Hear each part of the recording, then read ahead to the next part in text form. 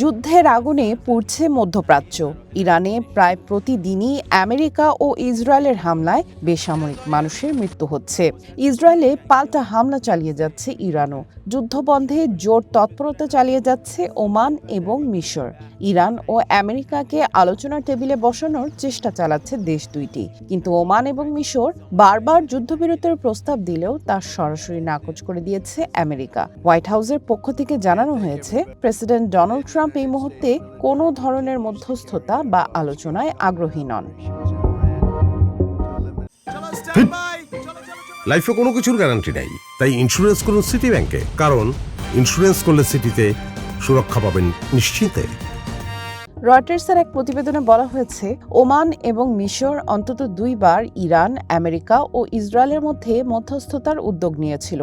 অতীতে এই দেশগুলো কূটনৈতিক আলোচনার সফল আয়োজন করলেও এবার আমেরিকার অনড় অবস্থানের কারণে তা সম্ভব হচ্ছে না। হোয়াইট হাউসের এক জ্যেষ্ঠ কর্মকর্তা রয়টার্সকে জানান, প্রেসিডেন্ট ট্রাম্প এখন কোনো মধ্যস্থতায় আগ্রহী নন। তাদের সামরিক অভিযান অব্যাহত থাকবে।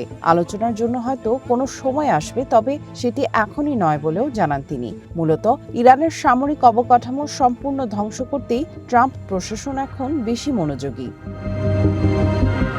প্রতিবেদন অনুযায়ী যুদ্ধ পরিস্থিতি নিয়ন্ত্রণে রাখতে মধ্যপ্রাচ্যের অন্যান্য দেশগুলোর সঙ্গেও যোগাযোগ রাখছে মিশর। কায়রো চেষ্টা করছে যেন ইরানের হামলার শিকার হওয়া দেশগুলো পাল্টা কোনো পদক্ষেপ না নেয়, যা পরিস্থিতিকে আরও জটিল করতে পারে। তবে মধ্যস্থতার প্রস্তাব নাকচ হওয়া নিয়ে মিশর বা ওমানের পররাষ্ট্র মন্ত্রণালয় আনুষ্ঠানিকভাবে কোনো মন্তব্য করতে রাজি হয়নি।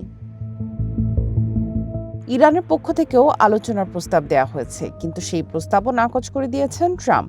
এই মুহূর্তে কোনো চুক্তিতে পৌঁছাতে রাজি নন বলে জানান আমেরিকার প্রেসিডেন্ট। স্থানীয় সময় শনিবার আমেরিকার গণমাধ্যম এনবিসি নিউজকে দেওয়া টেলিফোন সাক্ষাৎকারে ট্রাম্প বলেন, ইরান একটি চুক্তিতে আসতে চাইছে ঠিকই, কিন্তু আমেরিকার জন্য সেই শর্তগুলো এখনও যথেষ্ট নয়।